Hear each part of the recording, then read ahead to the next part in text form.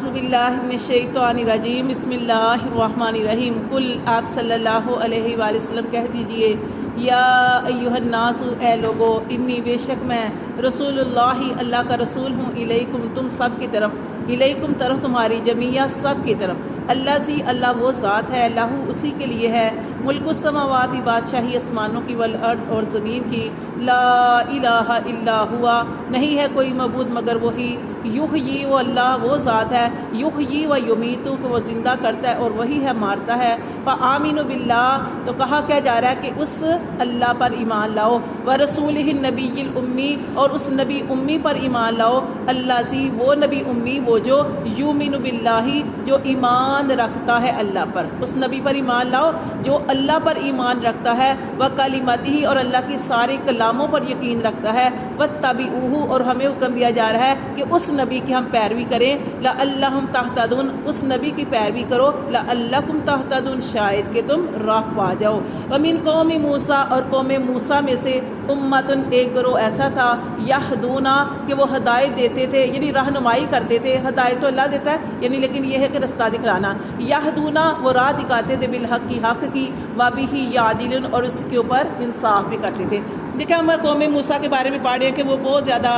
اللہ نے ان کے اوپر انعامات کیے اور اس کے باوجود بہت زیادہ اللہ کی نافرمانی کرتے تھے اپنی آنکھوں کے سامنے سارا کچھ دیکھا فرعون کو غرق ہوتے دیکھا پھر انہوں نے دیکھے باہر نکلتے ہی کیا کہا کہ موسیٰ ہمارے لیے بھی کوئی خدا بنا دو کہ ہمارے سامنے خدا ہو تو ہم اس کی عبادت کریں یعنی وہ بہت زیادہ اس طریقے سے تنگ کرنے والے تھے لیکن یہاں پہ جو ہے قوم موسیٰ کی جو امت ہے اس کی تعریف بھی کی جا رہی ہے کہ سارے ایک جیسے نہیں ہیں اللہ فرماتے ہیں من قوم موسیٰ قوم موسیٰ میں سے امت ایک جماعت ایسی ہے یہدون بالحق جو حق کی راہ دکھاتی ہے وبہ یعدلون اور وہ اس پر انصاف کرتے ہیں یعنی سارے ایسے نہیں ہیں اللہ فرماتے ہیں کہ وہ سارے ایسے نہیں ہیں ایک جماعت ان میں بھی اچھی ہے جو حق کی دعوت دیتی ہے اور انصاف سے جو ہے معاملے کرتی ہے پھر اللہ فرماتے ہیں وَقَطَّعْنَا لَهُمُ اثْنَتَيْ عَشْرَةَ أَسْبَاطًا أُمَمًا اللہ فرماتے ہیں ہم نے جدا جدا کر دیا یہ ہوتا ہے اسنتا عشرہ کا مطلب ہے 12 اس کا مطلب 12 اسباطن کسے کہتے ہیں سبت کہتے ہیں اولاد کو سبت کی جمع ہے اسباط اور یہ اولادوں کو کہا جاتا ہے اولادیں کس کی اولادیں تھی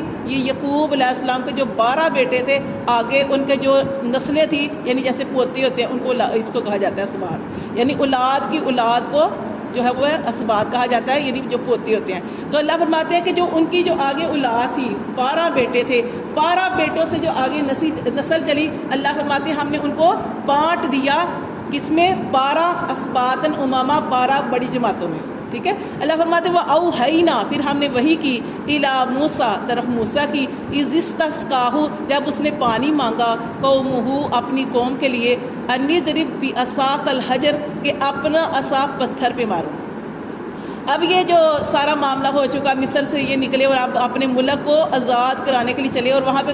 کون آباد تھا وہاں پہ قوم عمالقہ تھی جو بڑی جنگجو قوم تھی جو بڑے اونچے لمبے جوان تھے بڑے طاقت والے تھے اب ان کو یہ حکم دیا گیا کہ اپنی اس سرزمین شام کو جہاں پہ یہ رہتے ہیں اس کو جو ہے وہ اس کو جا کے خلاصی وہاں سے کروائیں جو لوگ رہتے ہیں اور وہاں پہ جا کے یہ رہیں تو یہ جب نکلے یہاں سے تو آپ جانتے ہیں کہ رستے میں کتنی مشکلات ہوتی ہیں جب آپ کہیں جاتے ہیں تو اپنے ساتھ ظاہر کھانے پینے کا سامان رکھتے ہیں لیکن اتنا تو نہیں ہوتا کہ وہ آپ کے پاس اتنے دن رہے کھانے پینے کا سامان اور اس کے علاوہ جو ہے آپ کو پتہ ہے چلتے ہوں تو دھوپ ہوتی ہے تو سائے کی ضرورت ہوتی ہے پھر پیاس لگے تو پانی کی ضرورت ہوتی ہے یہ ساری چیزوں کی ضرورت تھی اب یہ دیکھیں کہ یہاں پہ اللہ فرماتے ہیں کہ جب یہ لوگ جا رہے تھے تو ان کو پیاس لگی جب ان کو پیاس لگی تو موسیٰ علیہ السلام سے انہوں نے کہا ان کی قوم نے موسیٰ علیہ السلام سے کہنا تھا کہ موسیٰ میں تو بڑی پیاس لگی ہے کہ پانی کا انتظام کرو اب موسیٰ علیہ السلام نے پانی کا انتظام کیسے کیا کہ انہوں نے وہ اللہ سے ہم کلام ہوئے تو اللہ تعالیٰ نے فرمایا اے موسیٰ یہ تمہارا عصا کس وقت کام آئے گا اس عصا کو اور اس کے علاوہ موسیٰ علیہ السلام کے پاس ایک ہاتھ چوڑا ایک ہاتھ لمبا ایک پتھر تھا اس کو اپنے پاس ہر وقت رکھا کرتے تھے تو اللہ تعالیٰ نے فرمایا اے موسیٰ اپنے عصا کو اس پتھر کے اوپر مارو اور اس کے اندر سے پانی نکلنا شروع ہو جائے گا یہ بھی اللہ کی کتنی بڑی قدرت تھی کہ اللہ تعالیٰ کی کتنی بڑی قدرت تھی وہ عصا جب وہ پہلے ڈالا تو سانپ بن گیا وہ عصا اس سے اتنے بڑے 70,000 جادوگر تھے انہوں نے جب اپنا جادو کیا اتنی رسیاں وہ سانپ جو تھے وہ ان کو کھا گیا. پھر وہی عصا جب دریا میں مارا تو اللہ نے اس کے اندر رسا بنا دیا. اب یہی عصا جب انہوں نے پتھر کے اوپر مارا تو اس کے اندر 12 ٹوٹیوں کی شکلوں میں پانی نکل آیا. چھوٹا سا اتنا سا پتھر 12 ٹوٹیوں کی صورت میں جو تھے اس کے اندر سے چشمے جو تھے وہ جاری ہو گئے. وَأَوْحَيْنَا إِلَىٰ مُوسَىٰ ہم نے وحی کی موسیٰ کی طرف اِذِ اسْتَسْقَاهُ قَوْمُهُ جب اس کی قوم نے پانی مانگا.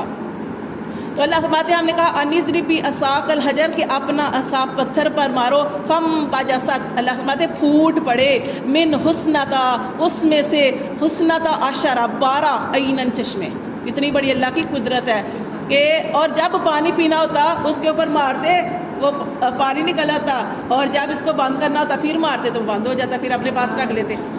قد علیما تحقیق جان لیا کل اناس ہر پینے والے نے مشربہم اپنے پینے کی جگہ کو